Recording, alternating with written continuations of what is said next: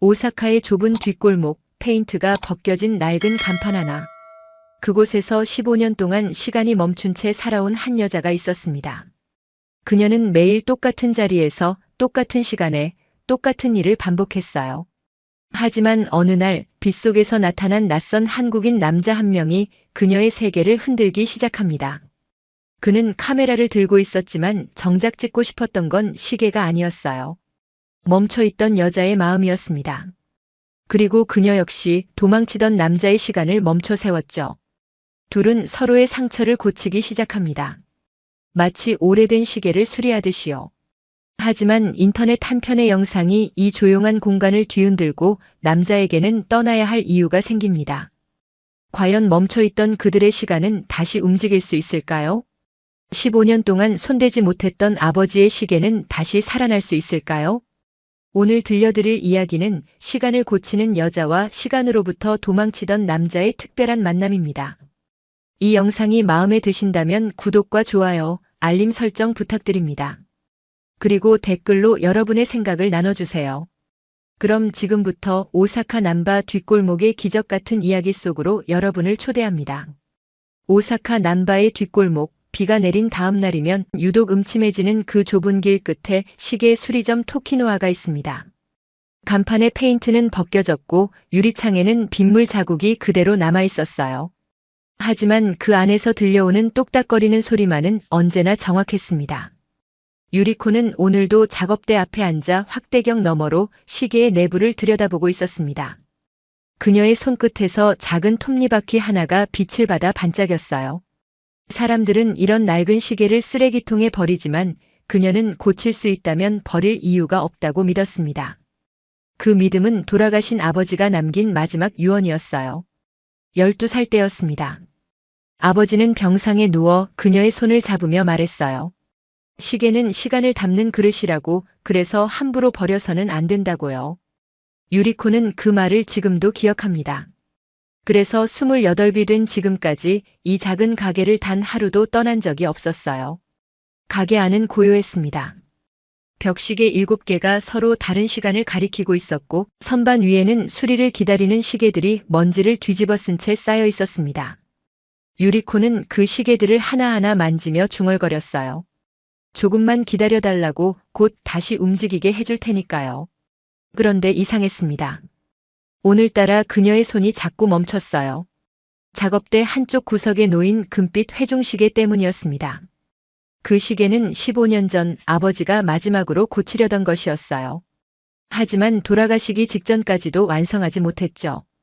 유리코는 그 시계를 매일 바라보면서도 한 번도 손대지 못했습니다.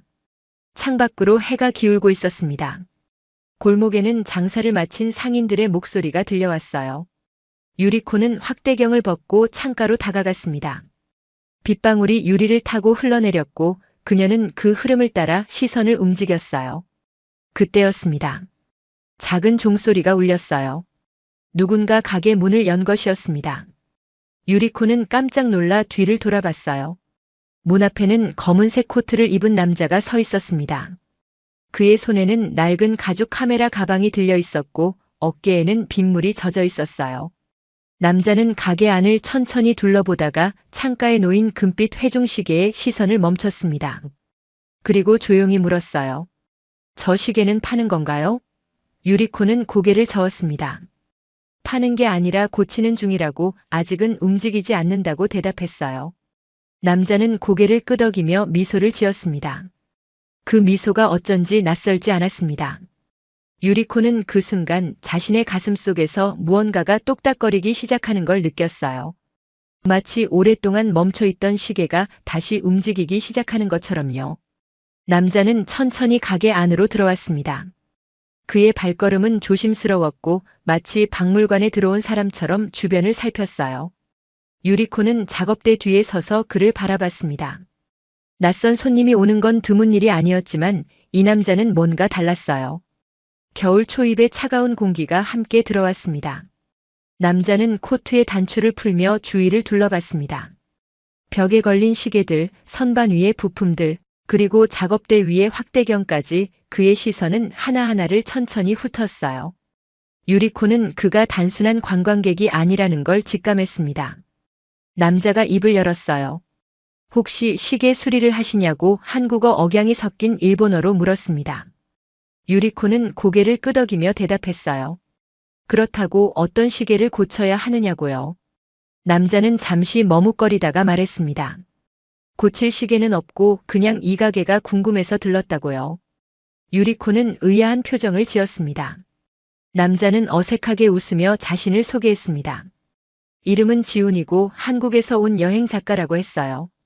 오사카의 숨은 장소들을 찾아다니며 영상을 만드는 중인데 이 골목을 지나다가 이 가게를 발견했다고 설명했습니다. 지훈은 가방에서 카메라를 꺼냈어요. 그리고 조심스럽게 물었습니다. 혹시 가게 안을 촬영해도 되겠느냐고요. 유리코는 잠시 망설였습니다. 누군가 자신의 공간을 들여다본다는 게 불편했어요. 하지만 지훈의 눈빛에는 진심이 담겨 있었습니다. 그녀는 천천히 고개를 끄덕였어요. 지훈은 카메라를 들고 가게 안을 천천히 담기 시작했습니다. 셔터 소리가 고요한 공간에 울렸습니다. 유리코는 작업대로 돌아가 다시 시계를 만지작거렸어요. 하지만 그녀의 시선은 자꾸 지훈에게로 향했습니다. 그는 마치 보물을 발견한 사람처럼 모든 것을 소중히 담아내고 있었어요. 한참을 촬영하던 지훈이 창가로 다가갔습니다. 그리고 그곳에 놓인 금빛 회중시계를 발견했어요. 그는 카메라를 내리고 시계를 가만히 바라봤습니다. 유리코는 긴장했어요. 그 시계만큼은 누구에게도 보여주고 싶지 않았거든요. 지훈이 조용히 말했다. 시간이 멈춘 것 같다고 이 시계만 유독 고요하다고요. 유리코는 짧게 대답했습니다. 고치는 중이라고 아직은 움직이지 않는다고요. 지훈은 고개를 끄덕이며 다시 시계를 바라봤어요. 그의 표정이 묘하게 슬퍼 보였습니다. 얼마나 시간이 흘렀을까요? 지훈은 카메라를 가방에 넣으며 말했습니다. 내일 다시 와도 되겠느냐고 이 시계가 움직이는 순간을 담고 싶다고요. 유리코는 잠시 그를 바라봤어요. 그리고 천천히 대답했습니다. 언제 고쳐질지 모른다고 오래 걸릴 수도 있다고요. 지훈은 미소를 지었습니다. 괜찮다고 기다리는 건 익숙하다고 말했습니다. 유리코는 그 말이 무슨 뜻인지 묻지 않았어요. 대신 창밖을 바라보며 중얼거렸습니다. 기다림도 기술이라고 아무나 할 수 있는 게 아니라고요. 지훈이 가게 문을 열며 돌아봤습니다. 내일 같은 시간에 오겠다고 그때까지 안녕히 계시라고 인사했어요. 유리코는 고개를 끄덕였습니다. 작은 종소리와 함께 문이 닫혔고 가게는 다시 고요해졌어요. 하지만 이상했습니다. 오늘따라 가게가 더 조용하게 느껴졌어요. 유리코는 창가의 회중시계를 바라봤습니다. 그리고 처음으로 그 시계를 고쳐보고 싶다는 생각이 들었어요. 마치 누군가가 그녀의 멈춰있던 마음을 살짝 건드린 것처럼요. 다음 날 오후 2시 작은 종소리가 다시 울렸습니다. 유리코는 고개를 들지 않아도 누군지 알 수 있었어요. 지훈이었습니다. 그는 어제와 같은 시간에 어제와 같은 미소를 지으며 들어왔어요. 지훈은 카메라를 꺼내며 물었습니다. 오늘도 촬영해도 되겠느냐고요. 유리코는 짧게 대답했습니다. 어제 허락했으니 상관없다고요. 지훈은 고맙다며 창가로 다가갔어요. 그리고 어제와 똑같이 금빛 회중시계를 조용히 바라봤습니다. 유리코는 작업에 집중하려 했다. 하지만 지훈의 존재가 자꾸 신경 쓰였습니다. 그는 셔터를 누르다가도 문득 멈춰서서 가게 안을 둘러봤어요. 마치 시간의 흐름을 온몸으로 느끼려는 것처럼요. 1시간쯤 지났을까요? 지훈이 작업대 옆으로 다가왔습니다. 유리코는 손을 멈추지 않았어요. 그는 조심스럽게 의자를 끌어당겨 앉으며 말했습니다. 구경해도 되겠느냐고 방해하지 않겠다고요. 유리코는 대답 대신 고개를 살짝 끄덕였어요. 지훈은 카메라를 내려놓았습니다. 그리고 유리코의 손끝을 조용히 바라보기 시작했습니다. 그녀의 손가락은 작은 톱니바퀴를 집어들고 확대경 아래서 천천히 닦아냈어요. 지훈은 숨소리조차 조심스럽게 내며 그 모습을 지켜봤습니다. 한참 후 지훈이 조용히 말했어요. 이 작은 부품들이 다 기억을 가지고 있는 것 같다고요. 유리코는 손을 멈추지 않은 채 대답했습니다. 맞다고 그래서 함부로 닦지 않는다고요. 지워지면 다시는 돌아오지 않으니까요. 지훈의 눈빛이 부드러워졌다. 그는 다시 묻지 않았습니다. 대신 그저 지켜볼 뿐이었어요. 유리코는 그의 시선이 부담스럽지 않다는 걸 깨달았습니다. 오히려 편안했어요. 마치 오래전부터 이 자리에 있었던 사람처럼요. 다음 날도 그 다음 날도 지훈은 왔습니다. 매일 오후 2시 그는 작은 종소리와 함께 나타났어요. 처음에는 카메라를 들고 촬영했지만 시간이 지나면서 카메라를 가방에 넣어둔 채 그냥 앉아 있었습니다. 유리코는 그에게 묻지 않았어요. 왜 매일 오는지, 무엇을 기다리는지요. 나흘째 되는 날이었습니다. 지훈이 조심스럽게 물었습니다. 시계 수리를 배우려면 얼마나 걸리느냐고요. 유리코는 손을 멈추고 그를 바라봤어요. 10년은 걸린다고, 그것도 매일 8시간씩 만져야 한다고 대답했습니다. 지훈은 놀란 표정을 지었습니다. 그렇게 오래 걸리느냐고 다시 물었어요. 유리코는 고개를 끄덕였습니다. 시계는 시간을 다루는 물건이라고, 그래서 시간이 필요하다고 설명했어요. 지훈은 한참 생각하다가 중얼거렸습니다. 기다림도 기술이라고, 아무나 할 수 없는 일이라고요. 유리코는 처음으로 지훈을 똑바로 바라봤습니다. 그의 눈빛에는 무언가 깊은 것이 담겨 있었습니다. 슬픔일까요? 아니면 그리움일까요? 유리코는 묻지 않았어요. 대신 다시 시계에 집중했습니다. 일주일이 지났습니다. 지훈은 이제 말없이 앉아서 유리코의 작업을 지켜봤어요. 가끔 그는 창밖을 바라보다가 다시 그녀의 손끝으로 시선을 돌렸습니다. 유리코도 이제 그의 존재에 익숙해졌어요. 아니, 익숙해진 게 아니라 필요해진 것인지도 몰랐습니다. 어느 날 오후였습니다. 유리코가 작업을 마치고 차를 끓이고 있을 때 지훈이 조용히 말했습니다. 이 시간이 좋다고, 아무것도 하지 않아도 되는 이 시간이 편하다고요. 유리코는 찻잔을 그에게 건네며 대답했어요. 기다리는 것도 무언가를 하는 거라고, 가만히 있는 것도 용기가 필요하다고요.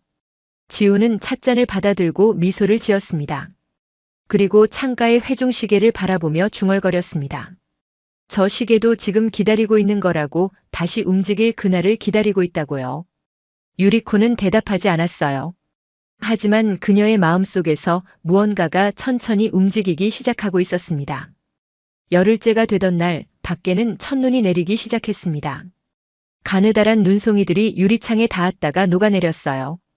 유리코는 창밖을 바라보며 생각했습니다.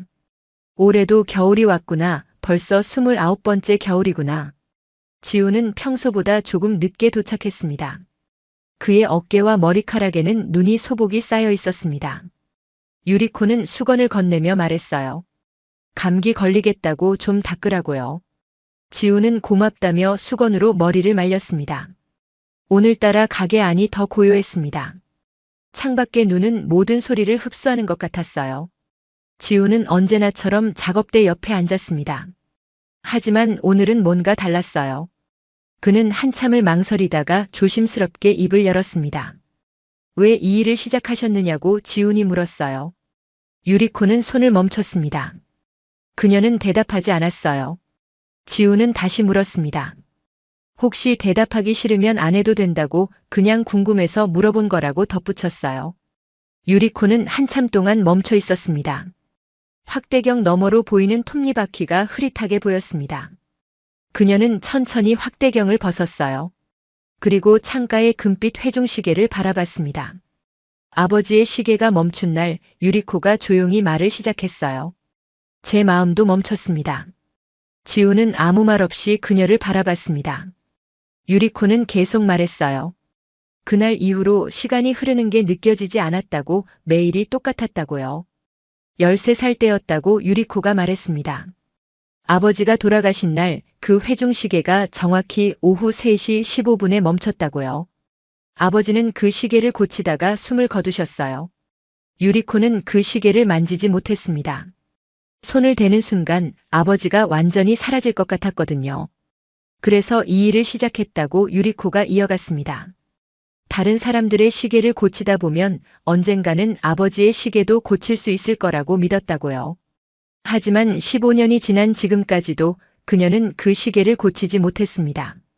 지우는 천천히 고개를 끄덕였습니다. 그리고 아무 말 없이 자리에서 일어났어요. 유리코는 그가 나가는 줄 알았습니다. 하지만 지우는 창가로 다가가 회중시계를 조용히 바라봤어요. 한참 동안요. 지훈이 가방에서 카메라를 꺼냈습니다.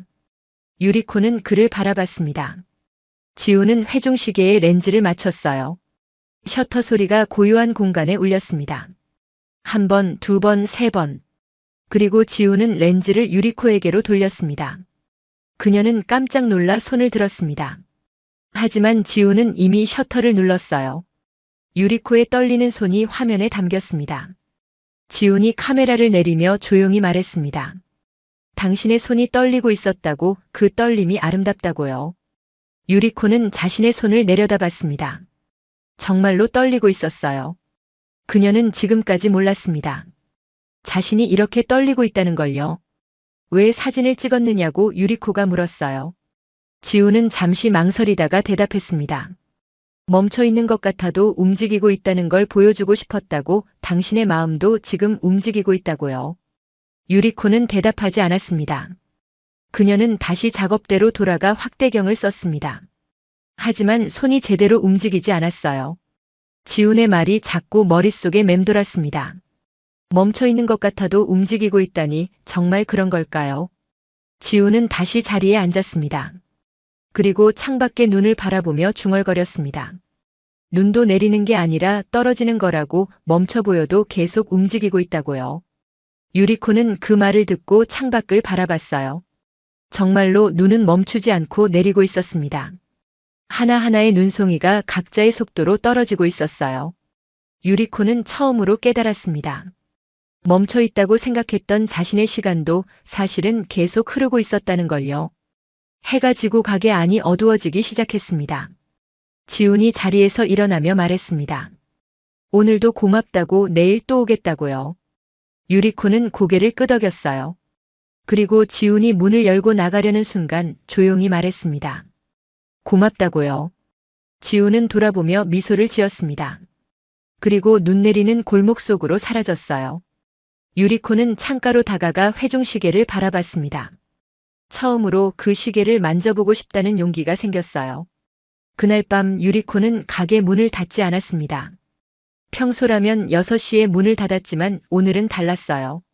창가의 회중시계를 만지작거리다 보니 시간 가는 줄 몰랐습니다. 아버지의 시계를 처음으로 손에 쥐었거든요. 시계는 생각보다 무거웠습니다. 금빛 표면에는 세월의 흔적이 고스란히 남아 있었습니다. 유리코는 시계를 귀에 가져다 댔어요. 아무 소리도 들리지 않았습니다. 15년 동안 멈춰 있었으니 당연했어요. 하지만 이상하게도 그 침묵이 무언가를 말하고 있는 것 같았습니다. 밖은 이미 깊은 어둠이 내려앉았습니다.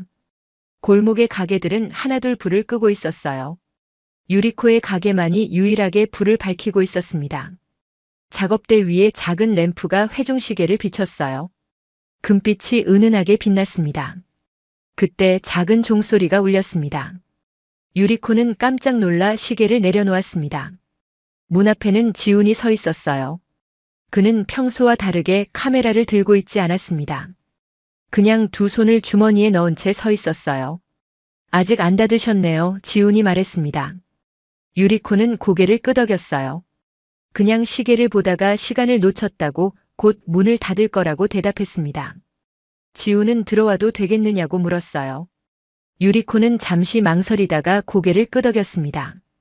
지훈이 들어와 문을 닫았습니다. 가게 안은 더 조용해졌습니다. 바깥의 소음이 완전히 차단됐어요. 오직 작업대 위의 램프만이 희미하게 공간을 밝히고 있었습니다. 지훈은 평소 자리에 앉지 않고 창가에 섰어요. 오늘은 카메라가 없네요, 유리코가 말했습니다. 지훈은 고개를 끄덕이며 대답했어요. 오늘은 그냥 보고 싶었다고, 렌즈가 아니라 눈으로 직접 보고 싶었다고요. 유리코는 그 말의 의미를 묻지 않았습니다. 그저 다시 회중시계를 손에 쥐었어요. 지훈이 천천히 작업대 쪽으로 다가왔습니다. 그리고 유리코의 맞은편에 섰습니다. 램프 불빛이 두 사람의 얼굴을 은은하게 비췄어요. 유리코는 그의 얼굴을 또렷이 볼 수 있었습니다. 지훈도 그녀를 가만히 바라보고 있었어요. 한참의 침묵이 흘렀습니다. 지훈이 조심스럽게 입을 열었습니다. 하나 물어봐도 되겠느냐고요. 유리코는 시계에서 눈을 떼지 않은 채 대답했어요. 무엇이든 물으라고 대답할 수 있으면 하겠다고요. 지훈은 잠시 망설였습니다. 그리고 조용히 물었습니다. 당신에게 시간은 어떤 의미냐고요. 유리코는 손을 멈췄어요. 그녀는 천천히 고개를 들어 지훈을 바라봤습니다. 지훈의 눈빛은 진지했어요. 유리코는 한참 생각했습니다. 그리고 회중시계를 내려다보며 천천히 말했습니다. 기다림이라고요. 지훈은 고개를 갸우뚱했어요. 유리코가 이어서 설명했습니다. 돌아오지 않아도 기다리는 그런 마음이라고요. 지훈은 아무 말 없이 그녀를 바라봤습니다. 유리코는 계속 말했어요. 이 시계처럼요, 15년 동안 멈춰 있어도 누군가는 다시 움직이게 해줄 거라고 믿으며 기다리는 거라고. 그게 시간의 의미라고 생각한다고요. 그 말에 지훈의 눈빛이 흔들렸습니다. 그는 창밖을 바라보며 중얼거렸습니다. 그렇다면 자신에게 시간은 무엇이냐고 스스로에게 묻는 것처럼 말했어요. 유리코는 그를 바라봤습니다. 지훈의 옆얼굴이 슬퍼 보였어요. 지훈이 천천히 말을 이어갔습니다. 자신에게 시간은 도망이었다고요. 한국을 떠나 일본으로 온 것도 여행 작가가 된 것도 모두 시간으로부터 도망치기 위해서였다고 고백했습니다. 멈추고 싶지 않았다고 멈추면 뭔가 무너질 것 같았다고요. 유리코는 조용히 물었습니다. 무엇으로부터 도망친 거냐고요. 지훈은 한참을 망설이다가 대답했습니다. 후회라고 돌이킬 수 없는 과거로부터 도망쳤다고요. 하지만 이 가게에 오면서 깨달았다고 도망치는 것도 결국 기다림의 한 형태라는 걸요. 유리코는 회중시계를 다시 바라봤다. 그리고 조용히 말했습니다. 기다림도 용기가 필요하다고 도망도 용기가 필요하다고요. 어쩌면 둘은 같은 것일지도 모른다고 덧붙였어요. 지훈은 처음으로 환하게 웃었습니다. 그리고 말했습니다. 당신은 참 이상한 사람이라고 시계를 고치면서 사람의 마음까지 고치는 것 같다고요. 유리코도 미소를 지었어요. 시계나 사람이나 결국 같다고 멈춰 있어도 언젠가는 다시 움직인다고 대답했습니다. 밤은 깊어갔습니다. 골목은 완전히 고요했습니다. 유리코의 가게 불빛만이 어둠 속에서 작은 빛을 내고 있었어요. 지훈은 창밖을 바라보며 말했습니다. 이 순간이 사진보다 아름답다고 렌즈에 담을 수 없는 무언가가 있다고요. 유리코는 대답하지 않았습니다.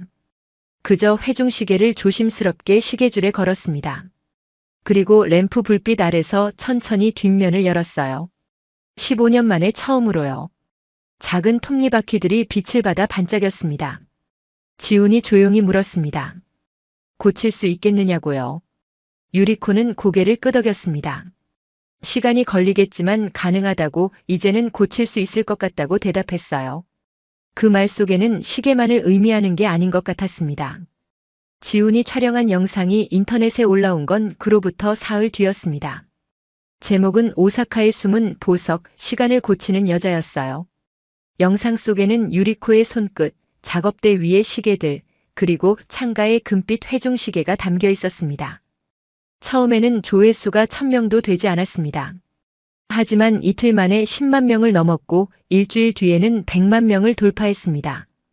댓글에는 아름답다는 말, 꼭 가보고 싶다는 말들이 넘쳐났어요. 유리코는 그 사실을 알지 못했습니다.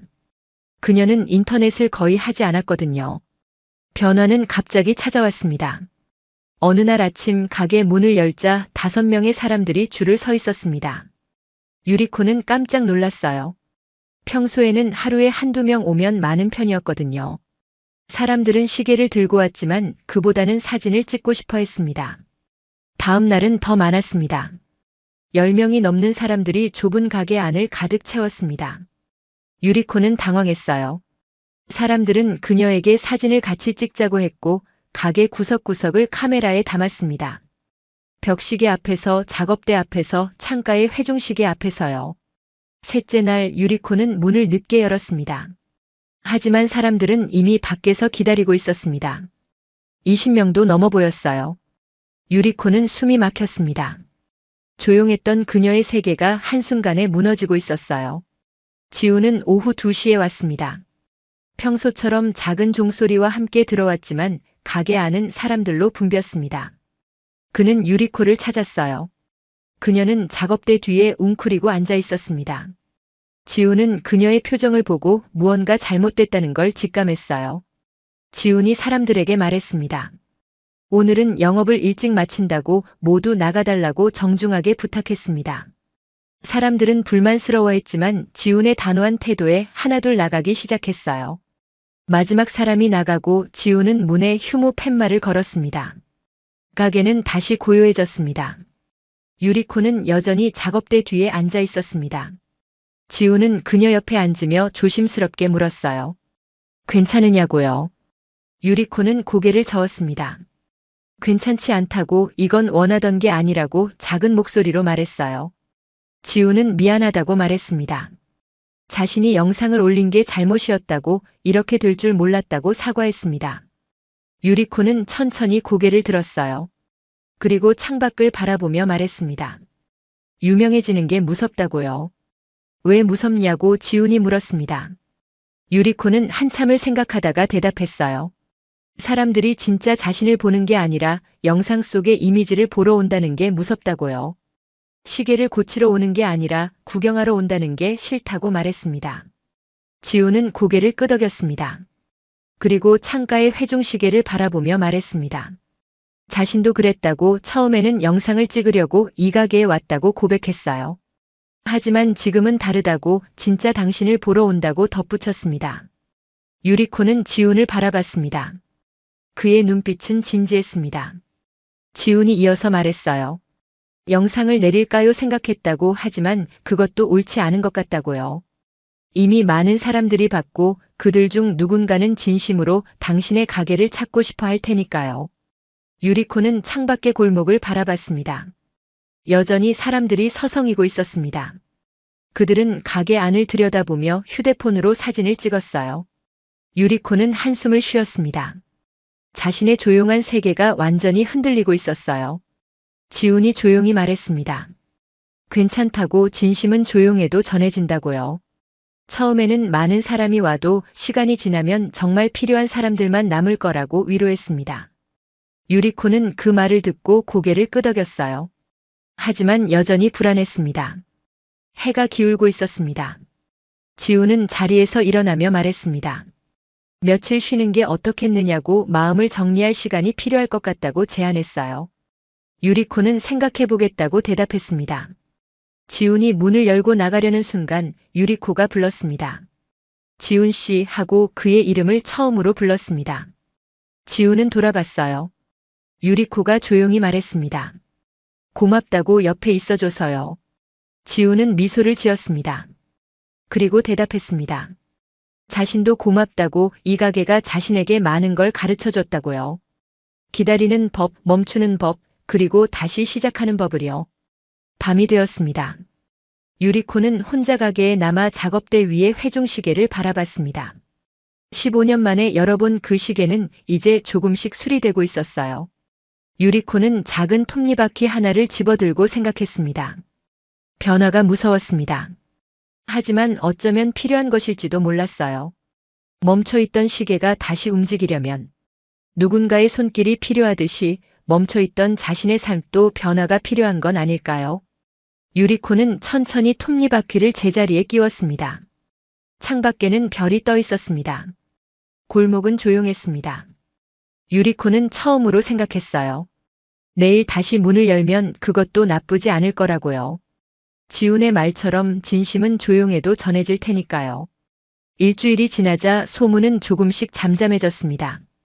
여전히 하루에 서너 명의 손님이 왔지만 예전처럼 가게를 가득 채우지는 않았어요. 유리코는 다시 자신의 리듬을 찾아가고 있었습니다.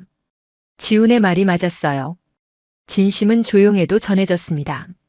하지만 지훈은 달랐습니다. 그는 여전히 매일 오후 2시에 왔지만 뭔가 달라진 게 느껴졌습니다. 예전처럼 편안하게 앉아있지 못했어요. 자꾸 시계를 보고 창밖을 바라보고 뭔가 말하려다가 입을 다물곤 했습니다. 열흘째 되던 날 지훈이 조용히 말했습니다. 다음 주에 한국으로 돌아가야 한다고요. 유리코의 손이 멈췄습니다. 그녀는 고개를 들지 않았어요. 그저 작업대 위에 톱니바퀴만 바라보며 짧게 대답했습니다. 그렇구나 하고요. 지우는 더 설명하고 싶었던 것 같았습니다. 하지만 말을 잇지 못했습니다. 그저 창밖을 바라보며 중얼거렸어요. 원래 석 달만 있으려고 했었다고 벌써 2달이 지났다고요. 유리코는 대답하지 않았습니다. 시간이 그렇게 빨리 흘렀다는 게 믿기지 않았어요. 그날 이후로 지우는 더 자주 왔습니다. 오전에도 왔고 저녁에도 들렀습니다. 하지만 둘 사이의 대화는 오히려 줄었어요. 무슨 말을 해야 할지 몰랐습니다. 지우는 카메라도 가져오지 않았어요. 그저 앉아서 유리코의 손끝을 바라볼 뿐이었습니다. 닷새가 지났습니다. 지훈의 출국일은 이제 이틀 앞으로 다가왔습니다. 유리코는 회중식의 수리에 집중했어요. 며칠 동안 거의 밤을 새우다시피 했습니다. 지훈이 떠나기 전에 완성하고 싶었거든요. 왜 그래야 하는지는 스스로도 잘 몰랐습니다. 출국 전날 오후였습니다. 지훈은 평소보다 일찍 왔습니다. 그의 손에는 작은 상자가 들려 있었어요. 유리코는 작업을 멈추고 그를 바라봤습니다. 지훈은 상자를 작업대 위에 조심스럽게 놓았어요. 상자를 열자 낡은 회중시계 하나가 나왔습니다. 은빛이었고 표면에는 작은 글씨가 새겨져 있었습니다. 지훈이 조용히 설명했어요. 아버지가 주신 시계라고, 돌아가시기 전에 받은 유일한 유품이라고요. 유리코는 시계를 조심스럽게 집어들었습니다. 무거웠습니다. 지훈의 회중시계는 유리코의 아버지 시계보다 작았지만 그 무게는 비슷했어요. 그녀는 시계를 귀에 가져다 댔습니다. 역시 아무 소리도 들리지 않았어요. 언제 멈췄느냐고 유리코가 물었습니다. 지훈은 잠시 생각하다가 대답했어요. 정확히는 모른다고, 아버지가 돌아가신 날 이후로는 태엽을 감지 않았다고요. 그러니 6년쯤 됐을 거라고 덧붙였습니다. 왜 고치지 않았느냐고 유리코가 다시 물었습니다. 지훈은 쓸쓸하게 웃었습니다. 무서웠다고, 시계가 다시 움직이면 시간이 다시 흐를 것 같아서요. 아버지 없이 흘러가는 시간을 인정하고 싶지 않았다고 고백했어요. 유리코는 고개를 끄덕였습니다. 그녀는 15년 전의 자신을 보는 것 같았습니다. 시계를 고치지 못했던 자신, 시간을 멈춰두고 싶었던 자신을요. 그녀는 시계를 내려다보며 조용히 물었습니다. 이 시계를 고쳐주길 바라느냐고요. 지훈은 한참을 망설였습니다. 그리고 천천히 대답했습니다. 모르겠다고, 고쳐야 할지 말아야 할지 6년 동안 고민했다고요. 하지만 당신을 만나고 생각이 바뀌었다고, 이제는 고치고 싶다고 말했어요. 유리코는 시계를 작업대 위에 놓았습니다. 그리고 확대경을 쓰며 말했습니다. 시간이 걸릴 거라고, 한국으로 돌아가기 전에는 못 고칠 것 같다고요. 지훈은 괜찮다고 대답했습니다. 기다리겠다고, 언제든 다시 올 수 있으니까요. 유리코는 시계의 뒷면을 열었습니다. 작은 톱니바퀴들이 보였습니다. 먼지가 쌓여 있었지만 상태는 나쁘지 않았어요. 고칠 수 있을 것 같았습니다. 유리코는 조심스럽게 부품들을 하나씩 분해하기 시작했어요. 지훈은 말없이 그 모습을 지켜봤습니다. 유리코의 손끝이 정확하게 움직였습니다. 마치 춤을 추듯이, 리듬을 타듯이요. 지훈은 그 순간을 눈에 담았습니다. 카메라 없이도 이 장면은 영원히 기억될 것 같았어요. 해가 지고 있었습니다.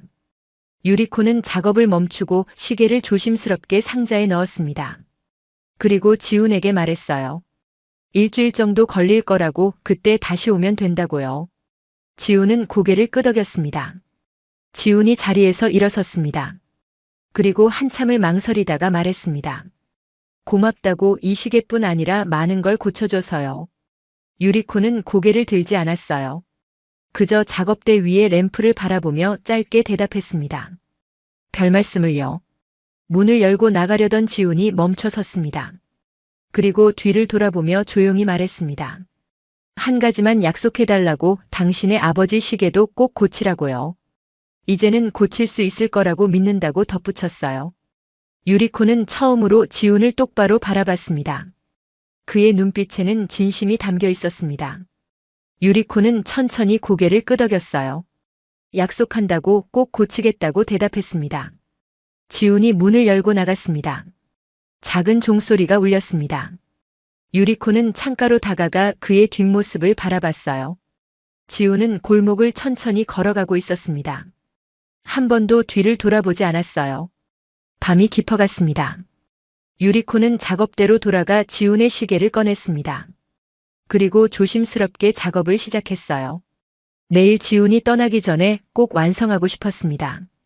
하지만 마음처럼 손이 움직이지 않았어요. 새벽이 되어서야 유리코는 깨달았습니다. 지훈은 내일 오지 않을 거라는 걸요. 이미 작별을 한 거라는 걸요. 그녀는 시계를 내려놓고 창밖을 바라봤습니다. 동쪽 하늘이 밝아오고 있었어요. 지훈이 떠난 다음 날 유리코는 가게 문을 열지 않았습니다. 그 다음 날도 그 다음 날도요. 사흘 동안 그녀는 혼자 가게에 앉아 지훈의 시계를 고쳤습니다. 밤낮 없이 작업했어요. 손이 떨렸지만 멈추지 않았습니다. 사흘째 되는 밤 시계가 완성되었다. 유리코는 조심스럽게 태엽을 감았습니다. 딸깍 작은 소리와 함께 초침이 움직이기 시작했어요.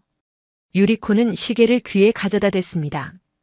똑딱똑딱 규칙적인 소리가 들렸어요. 시계는 살아났습니다. 하지만 지훈은 이미 떠났습니다. 유리코는 시계를 상자에 넣고 선반 위에 올려놓았어요. 언젠가 지훈이 찾으러 오겠지요. 일주일 뒤가 될지, 한 달 뒤가 될지, 1년 뒤가 될지는 알 수 없었습니다. 나흘째 되는 날 유리코는 문을 열었습니다. 손님들이 다시 찾아왔습니다. 예전처럼 한두 명씩 조용히요. 유리코는 다시 일상으로 돌아갔어요. 하지만 뭔가 달랐습니다. 오후 2시가 되면 자꾸 문 쪽을 보게 됐어요. 일주일이 지났습니다. 지훈은 오지 않았습니다. 유리코는 선반 위에 상자를 내려다보며 생각했어요. 언제 찾으러 올까요? 아니면 잊어버린 걸까요? 하지만 그녀는 기다렸습니다. 기다리는 것도 기술이니까요. 2주일이 지나던 어느 날 유리코는 결심했습니다. 창가의 금빛 회중시계, 아버지의 시계를 고치기로요. 지훈과의 약속을 지켜야 했습니다. 그녀는 시계를 작업대 위에 놓고 천천히 뒷면을 열었어요. 15년 동안 닫혀있던 시계였습니다. 안에는 먼지가 가득했습니다. 톱니바퀴들은 녹슬어 있었어요. 유리코는 조심스럽게 부품들을 분해하기 시작했습니다. 하나하나 천천히요. 작업은 생각보다 오래 걸렸습니다. 며칠이 지나고 일주일이 지나고 2주일이 지났습니다. 유리코는 낮에는 손님들의 시계를 고치고 밤에는 아버지의 시계를 고쳤어요. 손이 아팠지만 멈추지 않았습니다. 한 달이 지났습니다. 봄이 오고 있었습니다. 골목의 벚나무에서 꽃망울이 맺히기 시작했어요.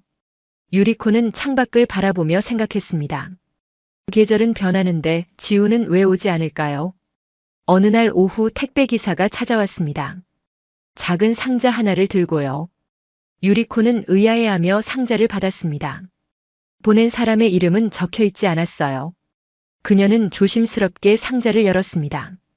안에는 은빛 회중시계가 들어 있었습니다. 지훈의 시계였습니다. 유리코는 깜짝 놀랐어요. 분명 선반 위에 놓아뒀는데 어떻게 택배로 온 걸까요? 그녀는 시계를 꺼내며 상자 안을 다시 들여다봤습니다. 작은 메모지 한 장이 있었습니다. 유리코는 떨리는 손으로 메모를 펼쳤습니다. 지훈의 글씨였어요. 메모에는 이렇게 적혀 있었습니다. 유리코 씨, 고쳐진 건 시계가 아니라 제 마음이었습니다. 오사카에서 보낸 2달은 제 인생에서 가장 조용하고 따뜻한 시간이었어요. 당신이 시계를 고치듯이 저도 천천히 제 마음을 고칠 수 있었습니다. 이 시계를 받으실 때쯤이면 당신도 아버지의 시계를 고치셨을 거라 믿습니다. 기다림도 용기가 필요하다고 하셨죠. 저도 이제 기다릴 수 있을 것 같습니다. 언젠가 다시 찾아뵙겠습니다. 그때까지 건강하세요. 유리코는 메모를 읽고 또 읽었습니다. 눈물이 핑 돌았습니다. 그녀는 시계를 귀에 가져다 댔어요. 똑딱똑딱 시계는 정확하게 시간을 새기고 있었습니다. 유리코는 미소를 지었어요. 그날 밤 유리코는 아버지의 시계 작업을 마무리했습니다. 마지막 톱니바퀴를 제자리에 끼우고 뒷면을 조심스럽게 닫았습니다. 그리고 한참을 망설이다가 천천히 태엽을 감았어요. 딸깍 소리가 났습니다. 유리코는 숨을 멈췄습니다. 초침이 움직이기 시작했어요. 한 칸, 두 칸, 세 칸. 15년 만에 시계가 다시 살아났습니다. 유리코는 시계를 귀에 가져다 댔어요. 똑딱똑딱똑딱. 아버지의 심장 소리 같았습니다. 유리코는 눈을 감았습니다. 아버지의 목소리가 들리는 것 같았어요. 시계는 시간을 담는 그릇이라고 함부로 버려서는 안 된다고 말하던 그 목소리요. 유리코는 눈을 떴습니다. 창밖으로 봄 햇살이 들어오고 있었습니다. 따뜻했어요. 그녀는 시계를 작업대 위에 조심스럽게 놓고 창가로 걸어갔습니다. 골목에는 벚꽃이 피어나고 있었어요. 사람들이 오가고 있었습니다. 장사를 시작하는 상인들, 출근하는 직장인들, 학교에 가는 학생들. 모두가 자기만의 시간 속에서 움직이고 있었습니다. 유리코는 그 모습을 바라보며 생각했어요. 시간은 멈춰 있지 않았구나. 자신이 멈춰 있다고 생각했던 15년 동안에도 시간은 계속 흘러가고 있었구나. 그리고 이제 자신도 그 흐름 속으로 다시 들어갈 수 있을 것 같았습니다. 유리코는 작업대로 돌아갔습니다. 금빛 회중시계를 집어들고 시계줄에 조심스럽게 걸었습니다. 그리고 옷깃에 채웠어요. 시계의 무게가 가슴에 닿았습니다. 아버지가 옆에 있는 것 같았어요. 작은 종소리가 울렸습니다. 첫 손님이 들어왔습니다. 젊은 여자였어요. 손에 낡은 벽시계를 들고 있었습니다. 유리코는 미소를 지으며 물었습니다. 어떻게 도와드릴까요? 여자는 시계를 작업대 위에 놓으며 말했습니다. 할머니의 시계인데 고칠 수 있겠느냐고요. 유리코는 시계를 들여다보며 대답했습니다. 고칠 수 있다고 시간이 좀 걸리겠지만 다시 움직이게 해주겠다고요. 여자는 고맙다며 미소를 지었습니다. 유리코도 미소로 답했습니다. 그리고 시계를 조심스럽게 확대경 아래에 놓았어요. 햇살이 작업대를 비췄습니다. 유리코는 작은 톱니바퀴를 집어들었습니다.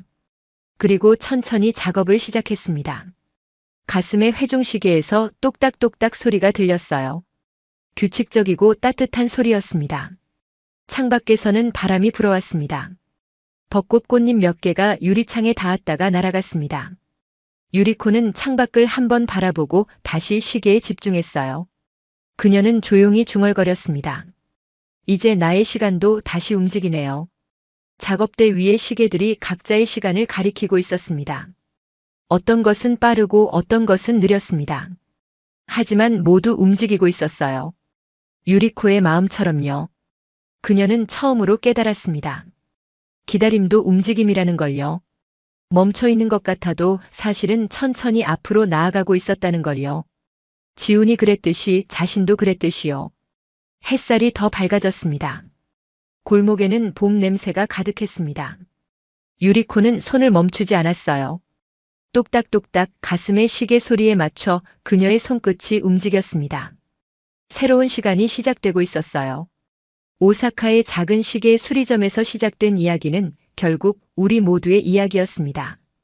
멈춰 있다고 생각했던 시간도 사실은 흐르고 있었고 기다림조차 하나의 움직임이었다는 것. 유리코와 지훈이 서로의 상처를 고치며 다시 살아가는 법을 배웠듯이 우리도 언젠가 멈췄던 우리의 시간을 다시 움직이게 할 수 있습니다. 한국인 여행 작가가 우연히 발견한 일본의 숨은 보석 같은 공간, 그리고 그곳에서 피어난 아름다운 인연. 이것이 바로 진정한 한일 문화 교류의 모습이 아닐까요? 국경을 넘어 서로의 아픔을 어루만지고 함께 치유해가는 과정 말입니다. 지금 이 순간에도 어디가에서 누군가의 시간은 멈춰 있을지 모릅니다. 하지만 유리코처럼 언젠가는 용기를 내어 다시 태엽을 감을 수 있을 거예요. 그리고 그 시계는 다시 똑딱똑딱 움직이기 시작할 겁니다. 여러분의 멈춰있던 시간은 언제였나요? 이 이야기가 여러분께 작은 용기가 되었길 바랍니다. 영상이 좋으셨다면 구독과 좋아요로 응원해 주시고 알림 설정을 눌러주세요. 그리고 댓글로 여러분의 이야기도 들려주시면 감사하겠습니다. 다음에도 더 좋은 이야기로 찾아뵙겠습니다. 감사합니다.